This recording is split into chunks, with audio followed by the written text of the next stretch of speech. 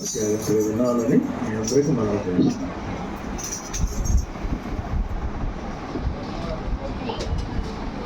సమస్త మహిమ ఘనత ప్రభావములు మనం ఆరాధిస్తున్న దేవునికే చెందునుగాక. కొంచెం గట్టిగా చెప్పండి, ఆమేన్. పరిశుద్ధుడైన యేసుక్రీస్తు ప్రశస్తమైన నామములో ఇంతటి చక్కటి అవకాశాన్ని నాకు కలుగు చేసిన తల్లులు అయ్యగారికి, అమ్మగారికి నా నిండు హృదయపూర్వకమైన వందనాలు తెలియపరుస్తున్నాను. అలాగే నన్ను ఇక్కడికి ప్రేమతో ఆహ్వానించినటువంటి కుటుంబానికి, కూడి వచ్చిన మీ అందరికీ నా నిండు హృదయపూర్వకమైన వందనాలు తెలియపరుస్తున్నాను. దేవుడు మిమ్మల్ని అందరినీ దీవించి ఆశీర్వదించును గాక. మీరందరూ చాలా చక్కగా పాటలు పాడారు, వాయిద్యాలు చక్కగా వాయిస్తున్నారు. ఇంత ఆసక్తి చూపిస్తున్నట్టే నాకు చాలా సంతోషమైంది. మీ సంఘాన్ని చూసి చాలా సంతోషం. మంచిగా అయ్యగారు మిమ్మల్ని నడిపిస్తున్నారనే ఆలోచన అయితే నాకు కలిగింది. రైట్ ప్రియులారా, మరి చిన్న ఒక రెండు మాటలు నా కోసం చెప్పి వాక్యాన్ని 10 నిమిషాలు చెప్పి నేను ముగించేస్తాను. ఇక్కడ నేను ఎలాగూ వచ్చాను అంటే, మాది గోపాలపురం. మరి టీచర్ గారు గోపాలపురం హై స్కూల్లో పనిచేస్తూ ఉన్నారు, టీచర్గా జాబ్ చేస్తున్నారు. అక్కడ మా అమ్మాయి చదువుతూ ఉంది. మా అమ్మాయి కొరకు అనునిత్యం అక్కడికి వెళ్ళటం రావటం వలన టీచర్ గారు కొంచెం డ్రిల్గా టీచర్గా పనిచేస్తున్నారు. అక్కడ మాకు కొంచెం పరిచయం ఏర్పడింది. వారు దైవికంగా భయభక్తుల్లో ఉన్న కుటుంబం, అలాగే మేము కూడా సేవకులమని తెలిసి అలాగూ పరిచయం మాకు కలిగింది. అందుచేత ఇలాగ పుట్టినరోజు జరుగుతుందండి, తప్పనిసరిగా మీరు ఖాళీగా ఉంటే రండి అని మమ్మల్ని ఆహ్వానించారు. అందుచేత ఇక్కడికి రావడం జరిగింది. కాబట్టి ఈ సమయంలో కొద్దిసేపు దేవుని వాక్యాన్ని ధ్యానం చేసుకుందాం. మొదటి సమూయేలు గ్రంథము 9వ అధ్యాయం. మొదటి సమూయేలు గ్రంథము 9వ అధ్యాయం 14వ వాక్యాన్ని ఒక్కసారి మనం చదువుకుందామండి. వారు ఊరిలోనికి రాగా ఉన్నతమైన స్థలమునకు పోవుచున్న సమూయేలు వారికి ఎదురుపడెను. హల్లెలూయా. ప్రభునందు ప్రియ దేవుని బిడ్డలారా, కొద్దిసేపు దేవుని మాటలు మనకి వినబడుతూ ఉండగా బహుశ్రద్ధగా దేవుని మాటలు మనం విందాం. ఎందుకంటే దేవుని మాటలే మనల్ని బ్రతికించేది, దేవుని మాటలే మనల్ని నిత్య రాజ్యానికి చేర్చేది. ప్రియులారా, ఈ దినాన చదవబడిన వాక్య భాగాన్ని కొద్దిసేపు మనం జాగ్రత్తగా గమనించినట్లయితే, చదవబడిన వచనంలో సమూయేలు అనే ఒక ఆయన కనిపిస్తూ ఉన్నాడు. ఆయన ఎక్కడికి పోవుచున్నాడు అంటే, ఉన్నతమైన స్థలములకు ఎక్కిపోవచ్చున్న సమూయేలు వారికి కనబడేను అనే మాటను మనం చూస్తూ ఉన్నాం. అంటే ఎక్కడికి వెళ్తున్నాడు, ఎక్కడికి వెళ్ళాడు ఈ సమూయేలు అని ఆలోచన చేస్తే, ఉన్నతమైనటువంటి స్థలములకు ఎక్కిపోవచ్చు ఉన్నాడు. ప్రియా దేవుని బిడ్డలారా, ఎందుకు ఈ వాక్యాన్ని చదివించాను అంటే, ఈ లోకంలో ప్రతి తల్లిదండ్రులు కూడా ఆ బిడ్డలు ఎదగాలని, ఎక్కడికి ఎదగాలి అంటే ఉన్నతమైన స్థలములకు, ఉన్నతమైన స్థితికి, అభివృద్ధిలోనికి, ఆశీర్వదింపబడిన పరిస్థితిలోనికి వెళ్ళాలని ప్రతి తల్లి, ప్రతి తండ్రి ఆశపడతారు. ప్రియులారా, ఈ రోజున వారిని ప్రేమించిన 2 కుమారుల యొక్క పుట్టినరోజు జరిగిస్తూ ఉన్నారు. కనుక ఆ బిడ్డలు కూడా ఎక్కడికి వెళ్ళాలి అంటే ఉన్నతమైన స్థితికి వెళ్ళాలి, అభివృద్ధికరమైన పరిస్థితికి వెళ్ళాలి. దేవుడు ఇచ్చినటువంటి అభివృద్ధి, వర్ధిల్లనటువంటి స్థితిని, ఉన్నతమైన స్థితి చూపిస్తూ ఉంది. ఆ స్థితికి వెళ్ళాలని ప్రతి ఒక్కరూ కోరుకుంటారు. ఈ రోజున మనం ఆలోచన చేస్తే, ఏ తల్లిదండ్రులు కూడా వాళ్ళు ఎంత పేదరికంలో ఉన్నా కానీ, కూలి పని చేసుకుంటున్నటువంటి వారైనా కానీ, చేతి పనులు చేసుకుంటున్న వారైనా కానీ, ఎంత హీనమైన దీనమైన స్థితిలో ఉన్నా కానీ ఏ తల్లిదండ్రులు కూడా ఏమి కోరుకుంటారంటే మాకులాగా మా బిడ్డలు కూడా ఇలాగే చేతి పని చేసుకోవాలి, ఇలాగే కష్టపడి పని చేసుకోవాలి, ఇలాగే కూలి పని చేసుకోవాలి అని కోరుకుంటారండి? ఎవరన్నా కోరుకుంటారా? ఎవరు కోరుకోరు. తండ్రి కూలి పని చేసుకునేవాడైనా తల్లి కూలి పని చేసుకునేవాడైనా బిడ్డలు ఉన్నతమైన స్థితికి వెళ్ళాలని కోరుకుంటారు. తండ్రి తాగుబోతు అనుకోండి, నా కొడుకు కూడా తాగుబోతు అవ్వాలి అని ఏ తండ్రి అయినా తల్లి అయినా కోరుకుంటారా? కోరుకోరండి. తండ్రి ఒక హంతకుడు అనుకోండి, నా బిడ్డ కూడా అనేక మందిని హత్య చేసి మర్డర్లు చేసి ఈడు కూడా ఒక హంతకుడు అవ్వాలి అని ఏ తల్లిదండ్రులైనా కోరుకుంటారా? కోరుకోరండి. తండ్రి ఎంత దుర్మార్గుడైనా తల్లి ఎంత దుర్మార్గురాలైనా వారికి పుట్టిన బిడ్డలు మాత్రం ఉన్నతమైన స్థితిలో ఉండాలని, ఆశీర్వదింపబడిన స్థితిలో ఉండాలని, దీవించబడిన స్థితిలో ఉండాలని, వారు మంచి ఉద్యోగాలు రావాలని, మంచి పేరు ప్రఖ్యాతులు కలిగి వాళ్ళు బ్రతకాలని ప్రతి తల్లిదండ్రులు కూడా కోరుకుంటారండి. అయితే చదవబడిన వాక్య భాగంలో సమూయేలట ఉన్నతమైన స్థలములకు ఎక్కిపోయాడు. ఎందుకు సమూయేలు ఉన్నతమైన స్థితికి ఎదగగలిగాడు? ఈ రోజున చాలా మందిని మనం ఆలోచన చేస్తే అనేక మంది తల్లిదండ్రులు బిడ్డలు ఉన్నతమైన స్థితికి ఎదగాలని కోరుకుంటున్నా కానీ బిడ్డలు చాలా మంది ఏమైపోతున్నారంటే దారి తప్పిపోయి ఏమండి వీధులంట, సినిమా హాల్ చుట్టూ, లేకపోతే వ్యర్థమైనటువంటి బ్రాందీ షాపుల చుట్టూ పాపానికి లోబడిపోయి, గుట్కాలకు లోబడిపోయి, గంజాకు లోబడిపోయి ఎదుటి వారిని మోసం చేసే పరిస్థితి, ఎదుటి వారిని దోచుకునే పరిస్థితిలోనికి దొంగలుగా అనేక మంది మారిపోతా ఉన్నారు. దానికి గల కారణం ఏంటి అంటే తల్లిదండ్రుల పాత్ర కూడా ఉంది. వారిని సరిగ్గా పెంచకపోవడం వలన, చిన్నతనం నుండి సరిగ్గా వారికి పునాది వేయకపోవడం వలన అనేక మంది దారి తప్పిపోతా ఉన్నారు. కనుక బిడ్డ ఒక ఉన్నతమైన స్థితికి వెళ్ళాలని ఆశ కలిగి ఉండడం కాదు, మనం చేయవలసిన పనులు కూడా చెయ్యాలి. ఈ సమూయేలు ఉన్నతమైన స్థితికి వెళ్ళడానికి చాలా కారణాలు ఉన్నాయి. అందులో మరి 2 కారణాలు మీకు చెప్పి నేను వాక్యాన్ని ముగిస్తాను. మొదటిదిగా ఏంటంటే తల్లి చేసిన ప్రార్థన. చెప్పండి ఏంటండి? తల్లి ఎవరు? సమూయేలు తల్లి ఎవరు? అన్న. Very good. అన్న చేసిన ప్రార్థన చూడండి, పరిశుద్ధ గ్రంథముల నుండి 1 సమూయేలు గ్రంథము 1వ అధ్యాయము 15వ వాక్యాన్ని ఒక్కసారి చదవండి.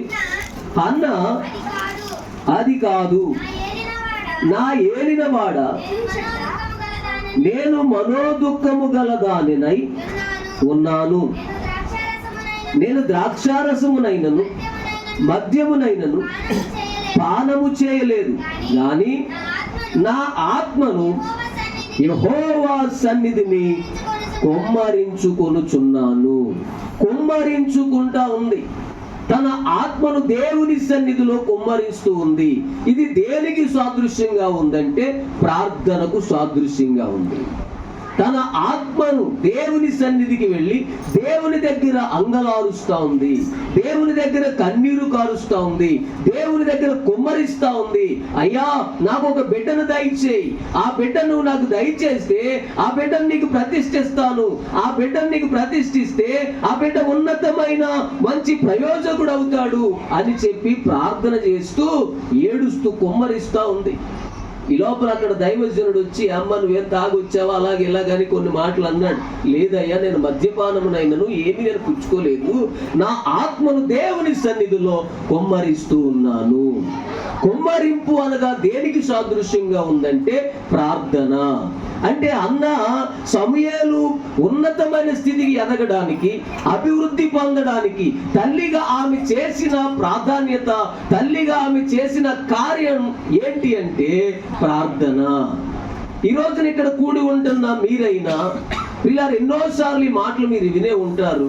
అయినా మరొకసారి దేవుడు మిమ్మల్ని మీతో నాతో మాట్లాడుతూ ఉన్నాడు. మీ బిడ్డలు ప్రయోజకులుగా మారాలంటే, మీ బిడ్డలు ఉన్నతమైన స్థితికి ఎదగాలంటే, మీరు ఆశించిన మేరకు, కోరుకున్న మేరకు మీకు సంతోషాన్ని, ఆనందాన్ని కలుగజేసే బిడ్డలుగా ఎదగాలి అంటే, ఈరోజు నా కుటుంబంలో ఈ బిడ్డలైనా లేకపోతే మన బిడ్డలైనా మీ బిడ్డలైనా ఎంతో మంది మందిరానికి వెళ్తున్నారు కానీ, పాటలు పాడుతున్నారు, ఆరాధనలు చేస్తున్నారు కానీ, కొంత వయసు వచ్చిన తర్వాత మందిరం విడిచిపెట్టి చాలా రకాలుగా ప్రయత్నాలు, చాలా మంది తిరుగుతున్న వాళ్ళు ఇంతమందిని చూస్తూ ఉన్నాం మేము. చిన్నప్పుడు బాగానే ఉంటాడు, కొంచెం వయసు వచ్చిన తర్వాత 10వ తరగతి వచ్చిన తర్వాత ఆయన మాట నాకు లెక్కేటి, ఈయన మాట మందిరం విడిచే, తల్లి మాట లెక్క, తండ్రి మాట ఏదో తిరిగేస్తూ ఉంటారు. అలా కాకుండా మీ బిడ్డలైనా మన బిడ్డలైనా వీళ్ళ బిడ్డలైనా ఒక ఉన్నతమైన స్థితికి వెళ్ళాలంటే తల్లి బాధ్యత, తండ్రి బాధ్యత ఎంతైనా ఉన్నది. ఆ బాధ్యత మీరు ఏంటి అంటే, అన్నిటికంటే ముఖ్యంగా వాళ్ళకి ఏది కావాలంటే అది కొనటం, ఏది కావాలంటే అది ఇవ్వటం, ఎక్కడ తీసుకెళ్ళటం అక్కడ తీసుకెళ్ళటం, దానికంటే ప్రార్థన అనేది చాలా ఇంపార్టెంట్. బిడ్డల కొరకు తల్లులు ఏం చేయాలంటే ప్రార్థన చేయాలి. వారికి డబ్బు ఇచ్చినా ఆగదు, కానీ ప్రార్థన వాళ్ళ పరిస్థితిని మారుస్తుంది. బైబిల్లో ఉంది. మనం ఆరాధించే దేవుడు ఎవరు అంటే ప్రార్థన ఆలకించువాడా అని ఆయనకి మంచి పేరు ఉంది.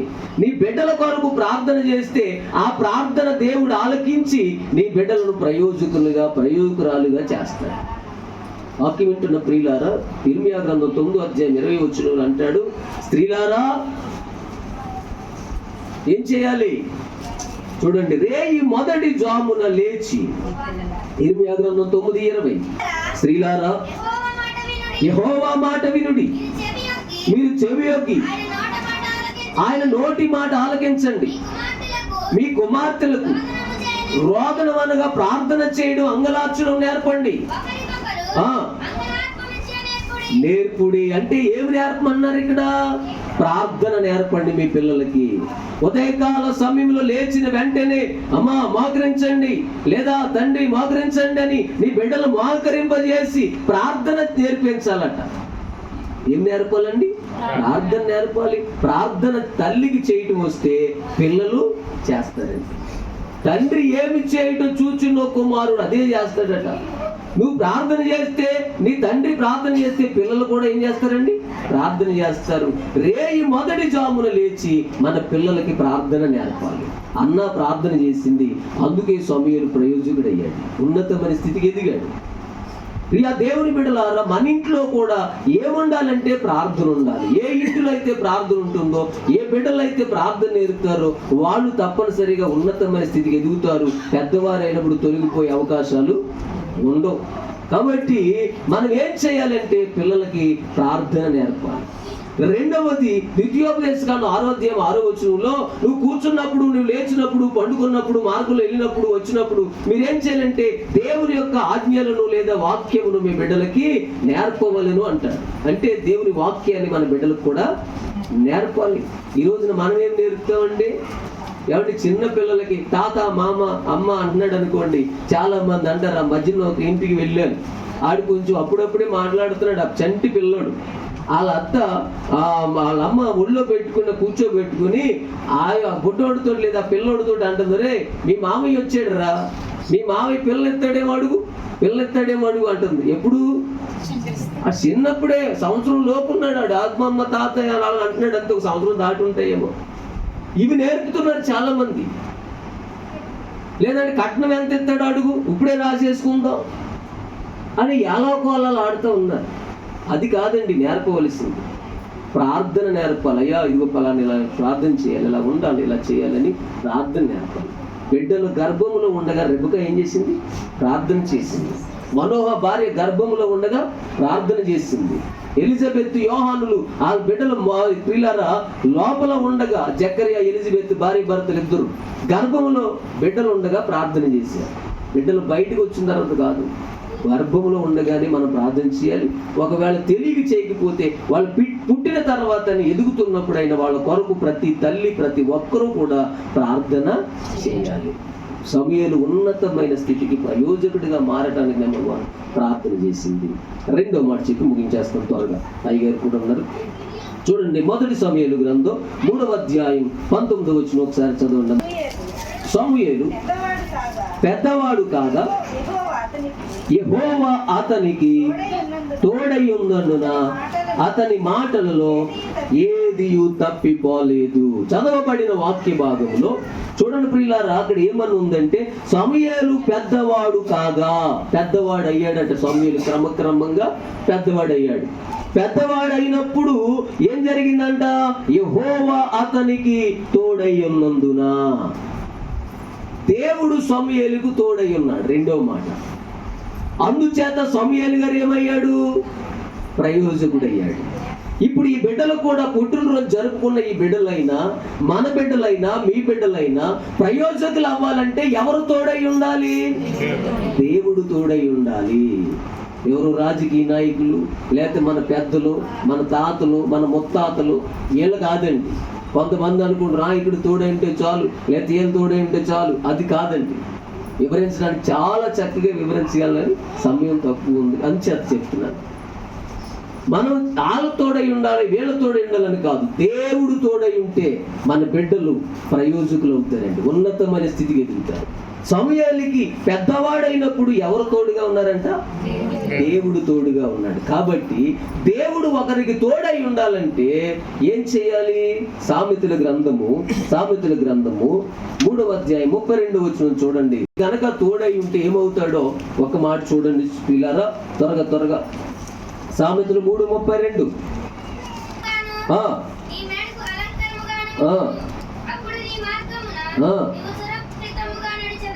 దేవునికి స్తోత్రం కలుగును గాక. హల్లెలూయా. చూడండి 2వ సమూయేలు 5:10 చదవండి. దావీదు అంతకంతకు వర్ధిల్లెను, సైన్యములపతి యెహోవా అతనికి తోడుగా ఉండెను. దావీదట అంతకంతకు ఏమయ్యాడమ్మా? వర్ధిల్లాడు. వర్ధిల్లడానికి గల కారణం ఏంటి? దేవుడు దావీదుకి తోడై ఉన్నాడు. దేవునికి స్తోత్రం. హల్లెలూయా, హల్లెలూయా. కాబట్టి ప్రియ దేవుని బిడ్డలారా, మరి దేవుడు తోడై ఉంటే దావీదు వర్ధిల్లాడు. బైబిల్లో చాలా మంది వర్ధిల్లారు. అలాగే మన బిడ్డలు కూడా వర్ధిల్లుతారు. రెండవది, దేవుడు తోడై ఉంటే ఏమవుతాడు? 1 సమూయేలు 9:6.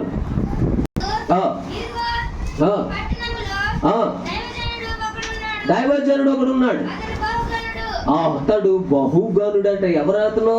సమూయేలు గారు. సమూయేలు ఏమైపోయాడు? ఇప్పుడు బహుగనుడైపోయాడు. ఏమయ్యాడు? గొప్ప దైవజనుడు అయిపోయాడు.